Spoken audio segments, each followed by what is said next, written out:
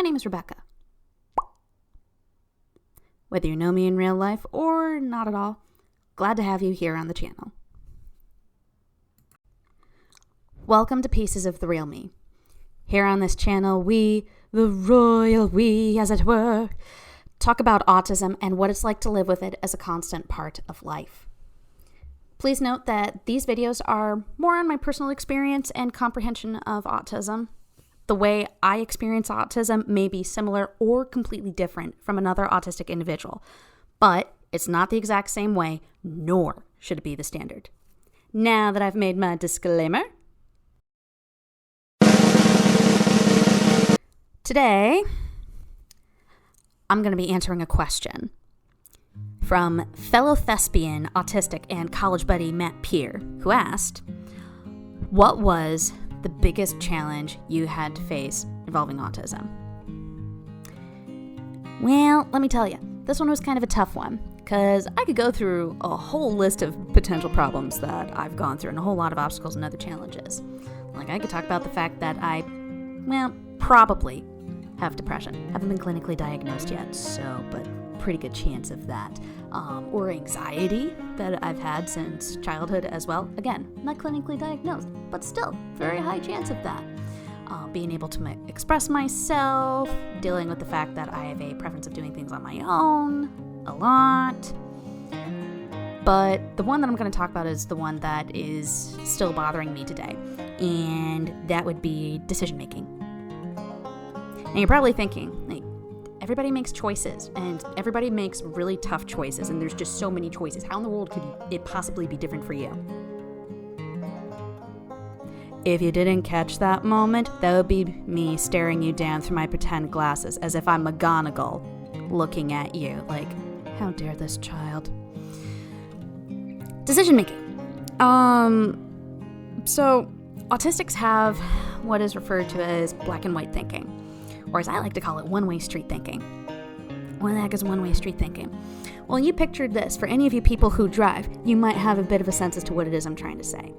When you are driving on a one-way street, you can only go that way. You try and go the other way, you could get into a traffic jam, you could bust up your car, you could get into way worse than just a simple car accident in which your bumper gets taken off. I don't drive, so I wouldn't have all the technical stuff to go with that. But yeah, basically, it's the idea, the mentality that you have to make the correct choice. Otherwise, it's basically the end of the world. And a lot of this has to come from the fact that our brains are very wired to come up with, ever since childhood, the idea of creating a perfect solution. Now, here's the thing. We can't make perfect choices. We just can't. But you try and deal with the fact that so many adults already put this kind of pressure on kids, especially in high school. You're telling a high schooler that they have to basically decide the next 50 years of their life, starting with college. They have to decide the next 50 years of life, choosing which college they go to, what program they're going into, as well as what job that you think that they're going to stick for 40 years after that. Let me tell you, absolute BS is what that is. That is absolute BS. So, but you really want to put that kind of pressure on a kid? Try dealing with an autistic person who feels like they have to already juggle 50 million ping pong balls with their 2 paddles. And then all of a sudden you decide, I'm going to switch off the lights and see if you can do better. Now I have to reset myself for all of that. Somebody that I know, who, by the way, is a practitioner in the world of medicine, had mentioned something about decision fatigue, and that being a much more recently realized thing, the last few years realized thing. And she has a point. Decision fatigue is when you can only make so many decisions in a day. You become so exhausted that it's hard for you to make any other choices. And she had said how she usually tries to set herself up for that to make sure that she's prepped with it. My problem with it is that I didn't have that set up for me as a kid. A lot of choices were made for me. A lot of structure was made for me. You want to talk about a scheduled a schedule kind of structure, school. School is already a predetermined set of time that I would spend inside of a building, and then a predetermined amount of time spent in each room for each subject. I can't do that for myself because I grew up in the sense that that entire schedule was set and programmed for me. Now, going into college, that was a little bit different because I could choose what my schedule was, but then I had to follow it, and I had the mentality that this was very much like school, so I had to stick to that schedule, and it worked. However, now as an adult, because my work schedule had changed so much in the last few years, my whole life had kind of been a little bit topsy-turvy, and it's like, what the heck am I supposed to do? I can't even make a single simple decision. And so I end up with this brain fog in which I can only see tasks that are 2 feet in front of me. My current job, I have a set schedule. I go in for the days and for the hours that I'm supposed to be there for. Now, do I have a bunch of tasks? Yes, I do. Am I really good at prioritizing them? Probably about half the time. And the thing is that I set this standard, and it's a very high standard. And it becomes difficult for me to be able to reach that once I get into that fog, and then I just deal with decision fatigue. It is an uphill battle. There's a lot of days where I just don't really feel like doing anything. But that is something that I have to deal with a lot, all that decision fatigue. And I'm sure there are people who are not autistic. They get that. They just don't want to make any choices.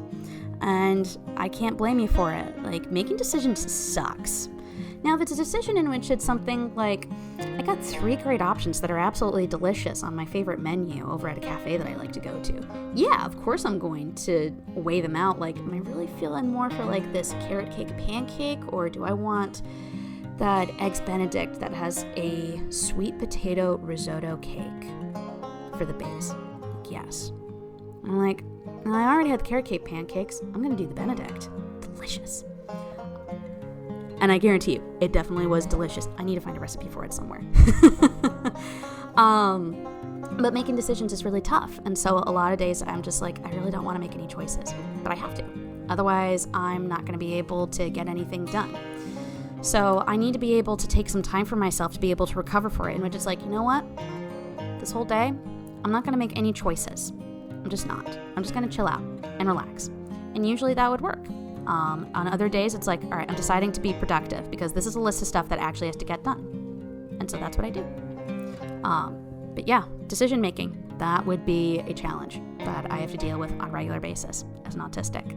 And I promise you, there's a lot of other people who experience this same challenge as well.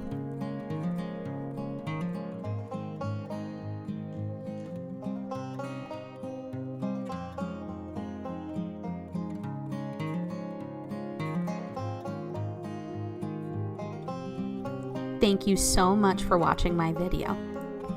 Like and subscribe to get the latest, especially when a new video pops up every now and then. Got a question about autism you want answered, especially one you can't find on the internet? Comment below with your question. Want a puzzle project of your own, like the ones I feature in the videos I make? Click the link in the description. And, as always, pass the popcorn, please and thank you.